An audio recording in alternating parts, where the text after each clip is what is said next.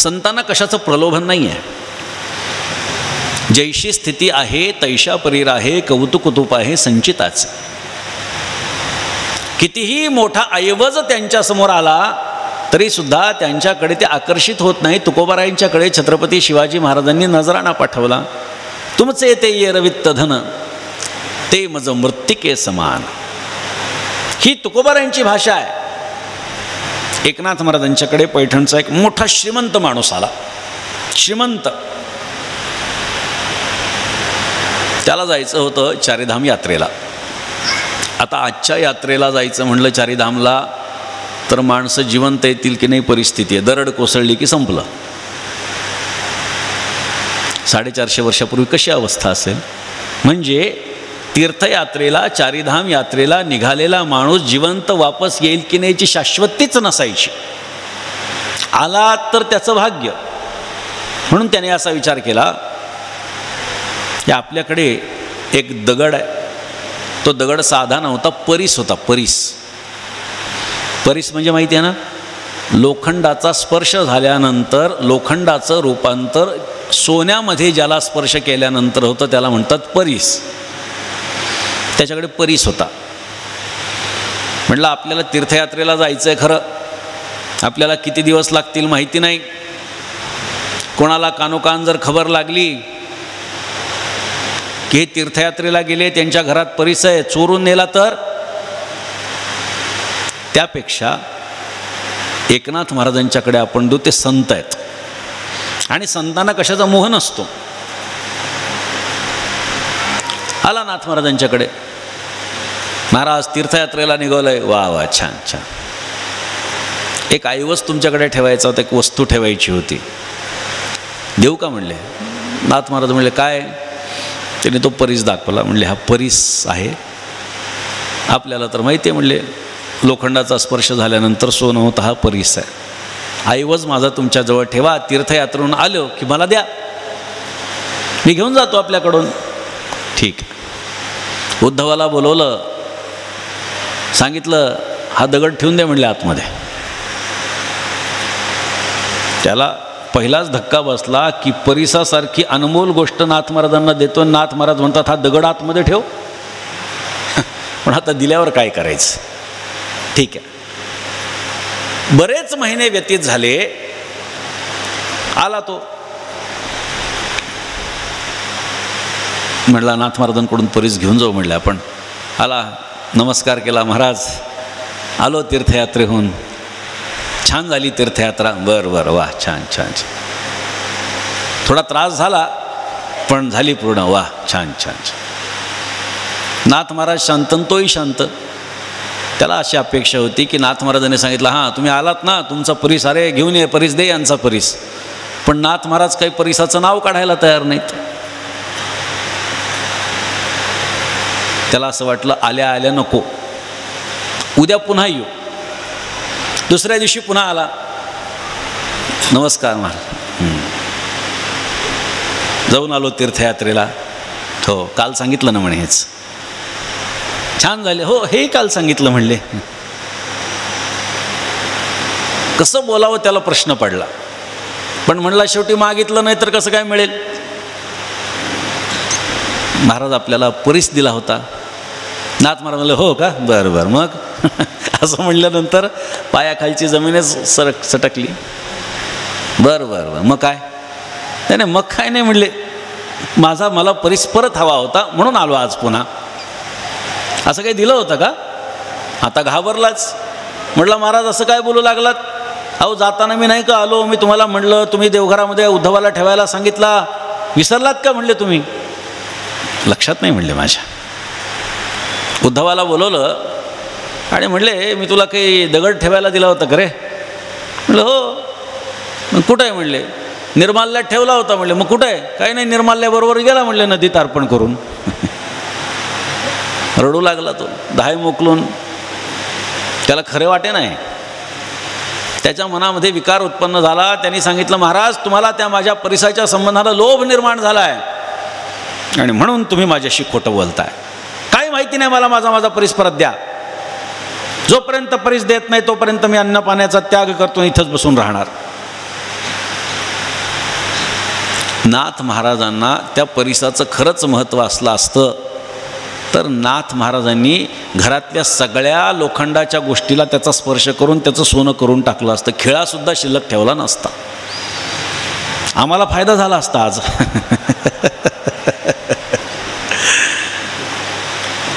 सोने चांदी आम्हा मृत्तिके समान. काय करायचं, जाणार नाही अजिबात. आडूनच बसला. नाथ महाराज म्हणले चल माझ्याबरोबर. नदीमध्ये घेऊन गेले. गोदावरीच्या पात्रात थोडंसं पुढे गेले. हातात ओंजळभर दगडं वर काढले. म्हणलं याच्यातला परीस घे. म्हणले कोणता आहे तुझा? तो मनातल्या मनात हसू लागला. काय मला मूर्ख समजले का काय? सामान्य दगड माझ्यासमोर ठेवताय आणि म्हणताय माझा परीस घे. पण तरीसुद्धा नाथ महाराजांना बोलण्याची हिंमत नाही. त्याला वाटलं काहीतरी नाथ महाराज म्हणतायत. खिशातले लोखंडाचे गोळे काढले. एक दगड असा लावून बघितला, त्याचं सोनं झालं. हां म्हणले हा परीस आहे. नाथ महाराजांनी सांगितलं सगळ्यांना स्पर्श करून बघ, सगळेच परीस आहेत म्हणले. त्याला वाटलं परीस एक आहे आणि तो माझ्याकडे होता. तो नाथ महाराजांनी नदीत टाकला. योगागून हाच परीस आहे. कदाचित नदीत ठेवल्यामुळे आकार बदलला असेल, रंग बदलला असेल, पण माझा परीस आहे. नाथ महाराज म्हणले बाकीच्यांना स्पर्श करून बघ.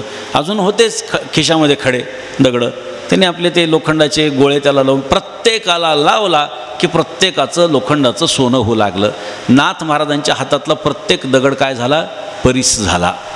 नाथ महाराजांनी सांगितलं याच्यातला तुला जो घ्यायचा आहे तो घे आणि निघ. त्याला असं वाटलं आता अशी माणसं फार चालाक असतात. त्याच्यातल्या त्याच्यात मोठा परीस उचलला. घेतला. त्यांना वाटलं आता नाथ महाराज बाकीचे घरी नेतील किंवा बाकीच्या वाटतील. नाथ महाराजांनी दिले टाकून नदीमध्ये. चल म्हणले घरी. म्हणले महाराज परीस टाकले. त्याला नाथ महाराजांचा अधिकार माहिती नव्हता. एकनाथ महाराज हे संत आहेत. परीस लोखंडाला सोन्यात रूपांतरित करतो, पण संतांच्या हाताला स्पर्श झालेला दगडसुद्धा परीस होतो. हे संतांच्या स्पर्शाचं वैशिष्ट्य हे आपण लक्षात घेतलं पाहिजे. संतोषम, संतांच्या जीवनामध्ये संतोष आहे. अपेक्षा नाही, लोभ नाही. जे प्राप्त होईल त्याच्यात समाधान आहे. चित्ती असू द्यावे समाधान. ब्राह्मणांची जी लक्षणं, दशलक्षणं इथे सांगितली आहेत नाथ महाराजांनी, ही 10ही लक्षणं एकनाथ महाराजांच्या जीवनाशी तंतोतंत जुळतात. त्यांच्या प्रत्येक 10च्या 10 लक्षणांना 10च्या 10 प्रकारे आपण चरित्रभाग दाखवू शकतो. तेवढा वेळ आपल्याकडे निश्चित नाही आहे, परंतु जेवढे जेवढे शक्य होईल आणि सांगता येतील तेवढं मी बोलणार आहे.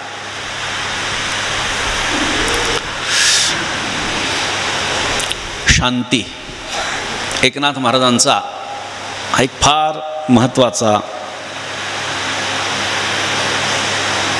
एक गुणधर्म आहे.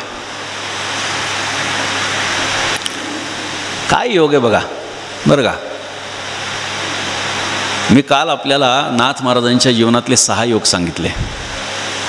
6 हा आकडा काही नाथ महाराजांना सोडत नाही. 6 गोष्टी त्यांच्या जीवनात ज्या घडल्या त्या आपल्याला सांगितल्या. 66 वर्षांचं आयुष्य इहलोकावरती प्राप्त झालं हे पण मी आपल्याला काल सांगितलं. काल मी आपल्याला आणखी एक नवीन गोष्ट सांगितली की परंपरेमध्ये एकनाथ महाराजांचं स्थान 6वं आहे आणि एकनाथ महाराज ज्या गुणवैशिष्ट्यानं ओळखले जातात तो शांती हा गुणधर्म किंवा हे लक्षणही 6व्या क्रमांकाचं आहे. काय योगायोग आहे बघा. जीवनामध्ये शांती कधी नाथ महाराजांनी ढळू दिली नाही.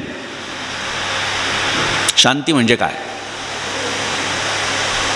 काहीच करता न येणं आणि शांत बसणं म्हणजे शांती नाही.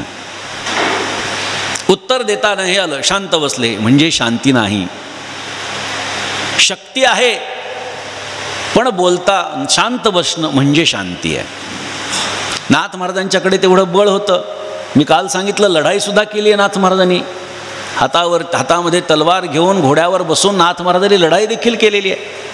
मग ते नाथ महाराज शांतीच्या संबंधानं का काही दुसऱ्या गोष्टी करू शकत नाही? एखाद्याने आपल्यावर अपकार केले, यवन अंगावरी थुंकला. आपल्याला सर्वांना गोष्ट माहिती आहे. नाथ महाराजांच्या अंगावरती यवन थुंकला.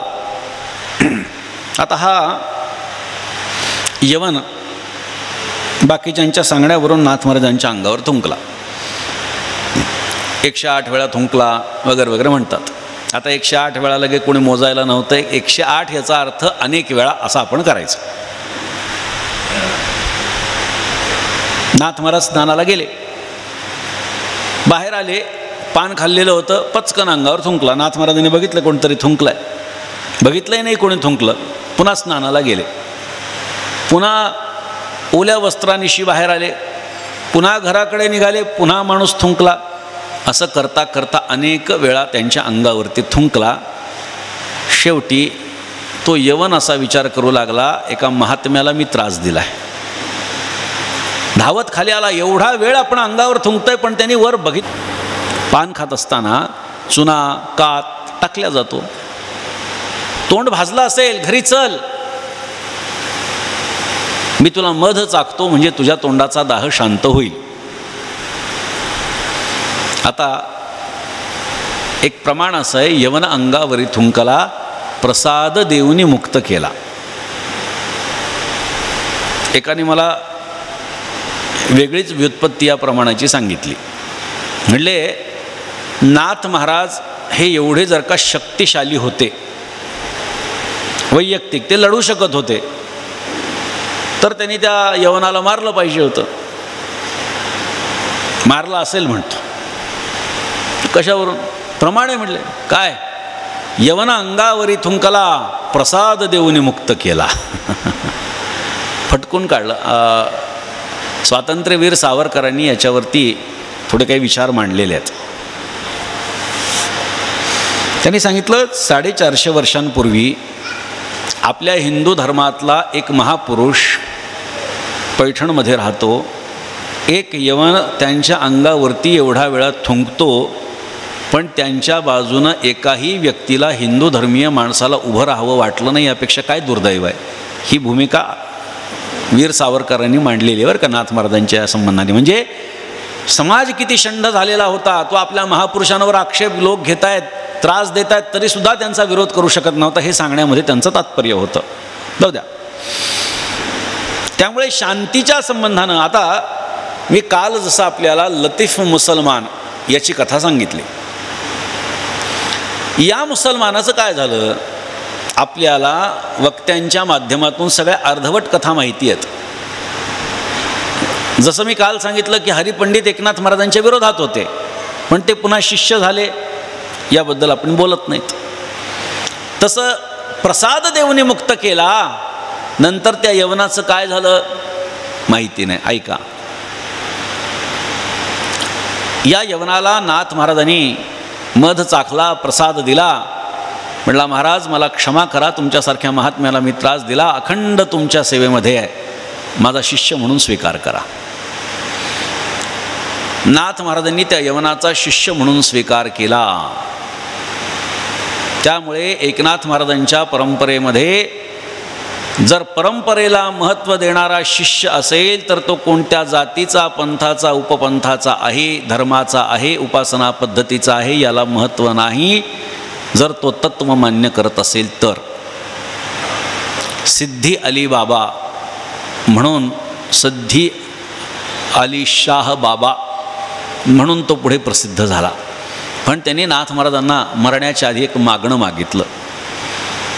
म्हणले महाराज आपण षष्ठीच्या दिवशी, फाल्गुन वद्य षष्ठीच्या दिवशी प्रतिवर्षी दिंडी काढता, आणि ही दिंडी ज्या मार्गानं जाते त्याच मार्गानं माझं थडगं असावं, माझं स्थान त्या ठिकाणी कायम असावं आणि ते कायम उघडं ठेवावं.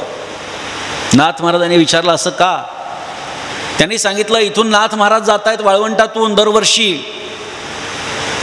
जात असताना त्यांच्या पायानं जी धूळ उडेल ती धूळ न जाणो माझ्या थडग्यावरती येऊन पडेल तर मला माझ्या सद्गुरूंचा आशीर्वाद प्राप्त झाला, याचं सौभाग्य प्राप्त होईल, ही भावना निर्माण होईल. म्हणून माझं थडगं वर, त्याच्यावरती काहीही झाकण करू नका असं त्यांनी सांगितलं होतं. आजही सिद्धी अली शाह वली बाबांचा जो दर्गाह आहे त्या दर्गाहामध्ये वाळवंटाच्या बाजूला आहे, वर काहीही नाही, कारण नाथ महाराजांच्या पायाची धूळ त्याच्या अंगावरती पडावी ही त्याची अपेक्षा होती, ती व्यक्त केली होती. हा संबंध मुद्दाम परधर्मीयांशी सांगतोय. धर्म हे चिंतन आपला चालू आहे आजचं, त्या संबंधाने मी बोलतोय. शांती 6वा गुण, 6वं लक्षण ब्राह्मणाचं आहे. भरपूर विचार आहे. एक ब्राह्मण आला पैठणला.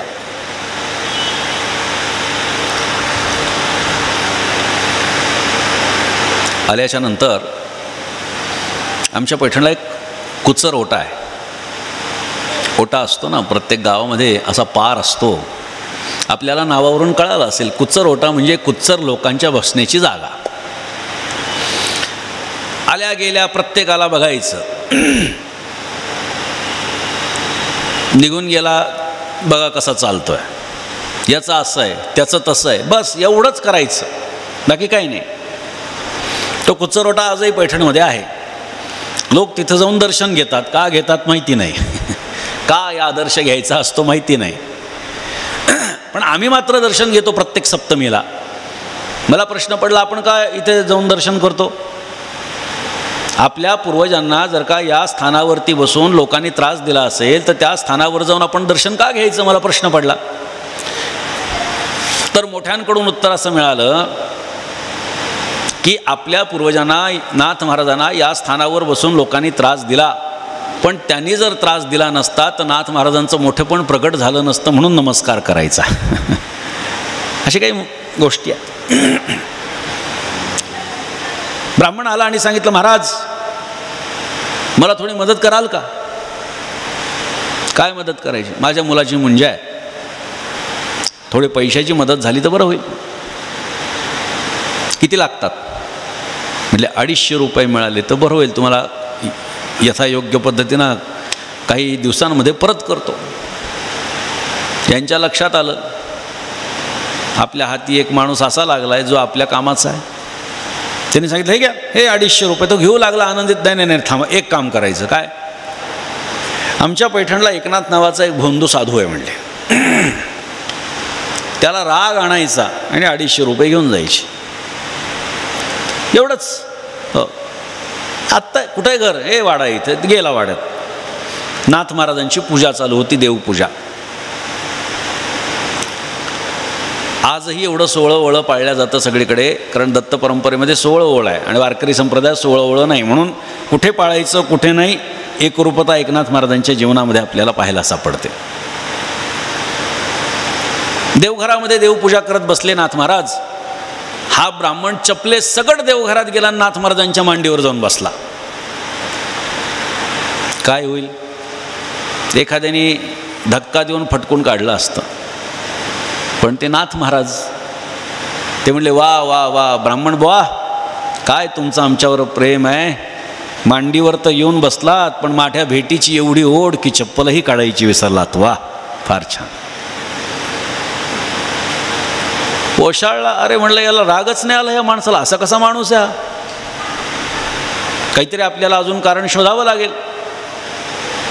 नाथ महाराज म्हटले, तुम्ही इथले दिसत नाहीत. नाही, बाहेर गावचा आहे. बरं, माझी पूजा झाली की आपण जेवण करू आणि मग निवांत बोलू. काही काम आहे का? नाही, काही काम नाही. ठीक आहे, भोजन झाल्यावर निवांत बोलू आपण. आता नाथ महाराजांच्या घरामध्ये भोजन म्हणजे साधं आहे का? मी काल आपल्याला सांगितलं नाथ महाराजांचं वैभव काय. पंगत आपल्याकडे जेव्हा असते तेव्हा घरामध्ये कितीही नोकर चाकर जर असतील आणि अनेक लोकांची पंगत जर बसलेली असेल तर घरातल्या कर्त्या स्त्रीनं किमान तूप वाढणं अपेक्षित आहे. लक्षात घ्या. काही ठिकाणं मी अशी बघितलेली आहेत की पुरुष जेवायला बसले की बायका तिथं येत नाहीत, पुरुषच त्यांना वाढतात. ठीक आहे, काही हरकत नाही. काहींच्या घरामध्ये काही नियम असतील, पण जर किमान तूप वाढण्यासाठी जर घरची स्त्री आली नाही तर त्या अतिथींचा तो अपमान समजला जातो.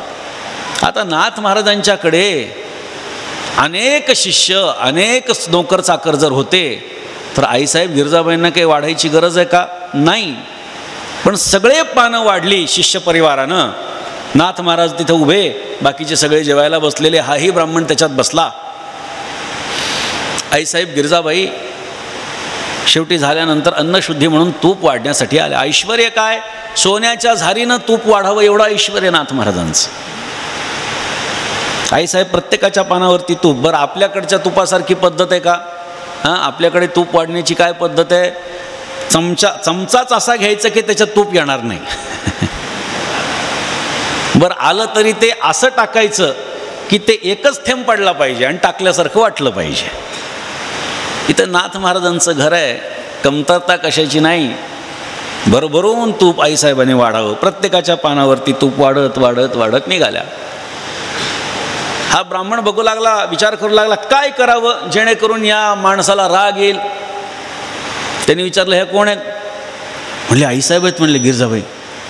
लक्षात आलं या व्यक्तीची ही बायको आहे. बरं, गिरजाबाई जसं तूप वाढण्यासाठी बाजूला आल्या, हा पाटावरून उठला, ताटावरून उठला आणि गिरजाबाईच्या पाठीवर जाऊन बसला.